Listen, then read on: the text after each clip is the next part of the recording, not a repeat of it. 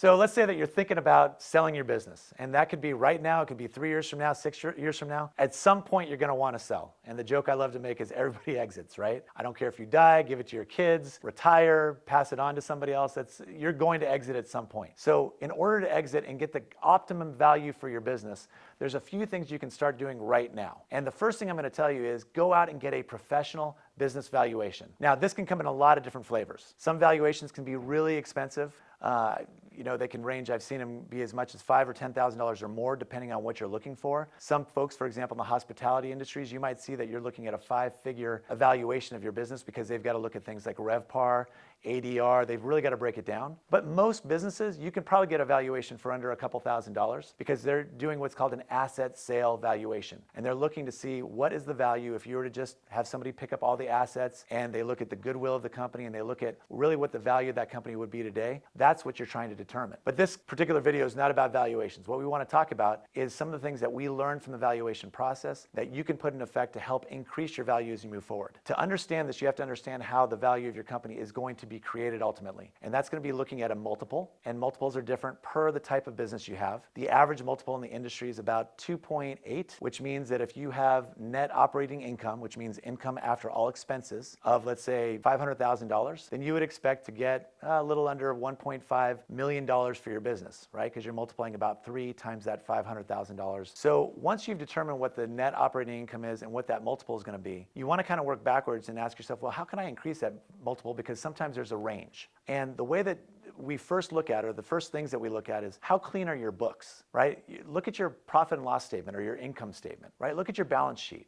Are they really clean? Are you really doing a great job of doing that? But it's not just about making sure all the numbers are in there the way they're supposed to be, but are you also including some of your personal expenses in there? Or are there operating expenses that really don't need to be in there? For example, maybe you took a training trip, right? You decided, hey, we're going to go, I own a hair salon, and we took a training trip out to Miami to go watch and be a part of this convention. And we came back, and that trip altogether cost me an extra $3,000 in the month of March last year. Okay, great. Did you really need to do that? Did that, at the end of the day, affect income or the expense of the company, as far as if you hadn't done it at all, would it have been the exact same? Would you have made the same revenues had you not have done that? And in some cases, if the answer is no, then of course that is a company expense. But there's a lot of things that small owners generally put through. Maybe it's a company car, right? You went out and bought yourself a new Pathfinder because you wanted to have a Pathfinder for your personal use. You wrote it off as a company expense. Very normal to do. But again, those are the kind of things that don't give you the cleanest of books, because we have to go through a process called recasting to get those things out of there to show the true net operating income of your business at the end. But if those don't exist, you'll always see a little bit of a higher multiple for yourself. Another way that you can bring up the value is, are you selling the land and the business, the property, actual physical building, or are you just selling the business itself? Because those can be two completely separate transactions, in which case you also want to have a business broker that is not just licensed if you need a license in your state to do the business sale, but also on the commercial side, the real estate side of that business. They've got to be able to do both. So that's another way you can bring it up. A third way that I think is really valuable is if you have a business that has recurring income. If your business has recurring revenue, and every month, come hell or high water, on the first of the month,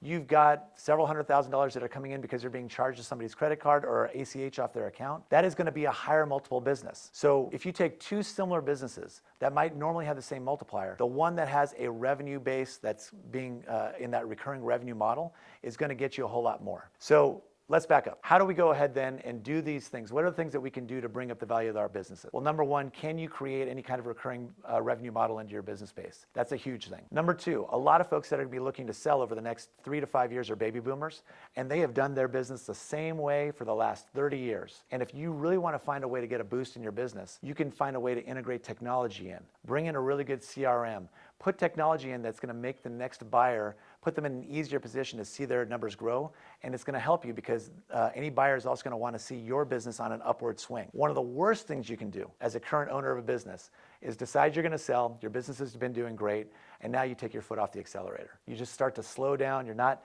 doing the things that you used to do that were really building the business up, because you're done, you've had it, you're finished. that can cost you hundreds of thousands of dollars on a sale, because the best thing you can do is the opposite and show that there's still continued growth. You did 1.5 million last year, you did 5.8 million last year, you did 10.2 million last year, and this year you're going to do 20% more if you stay on track. Those are all things that people really want to see in the process of doing that. Now, a lot of things are going to fall off of your books after the process of a sale. When you go through an asset sale, you're going to take any of your, for example, bank loans, and those are going to be paid for because the new owner is going to be getting a debt-free company. And that gets confused sometimes. Sometimes owners feel like that debt is going to roll over to the next company, and it's not true. It's like when you sell a house, right? The mortgage on the house is the first thing that's paid. The new mortgage goes on the new owner with whatever bank that they're working with, and everything that you've done, you get what's left over, right? The exact same thing is true in the business. Everything is paid off. So things like, for example, interest expense that you're going to show in your P&Ls on a monthly basis, we can actually add those out of there. It's going to fall to your bottom line because that's income that will no longer be going to pay down the interest on that loan. That's going to be going, and that's going to help out your numbers as well. So anything you can do to clean off any excess, any old stuff, any business that you expect to be coming in, anything you can take off your books from that account is going to make a big difference in your NOI numbers. And anything you can have drop to that bottom line, for example, advertising. Let's say you dropped a lot of money into advertising when you first started your business because you were building up your business. You had to dump in a lot because you wanted to be on iHeartRadio, and you wanted to be in the Chronicle, and you wanted to be all over the place because nobody knew who you were 5 years ago. But now they do. Now you don't need to do as much. You really just need to make sure that people remember your name. You need to make sure that your current customer base continues to come back. So maybe your advertising expense drops from $70,000 a year down to $20,000, and you want to make sure that you figure that out before you go through the process of transitioning. Also, are your salaries on track? Are you paying a market rate, or are you paying way above market? Client recently who we're trying to help out, and she's in the process of trying to sell her spa. And in her case, she looked, and she takes great care of her clients now, her customers.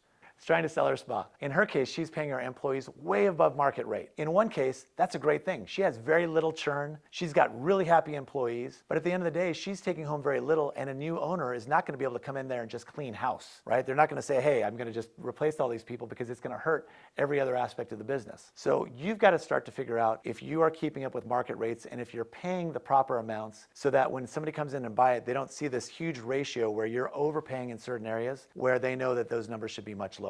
Anyway, that's just a couple of ideas, but at the end of the day, what you should always look for is your business in line with other businesses of the same type and of the same size as far as the ratios that you have in every major category, from advertising to payroll to across the board, and that's going to help you do the best job to get your business where it needs to be to get the highest valuation that you can get.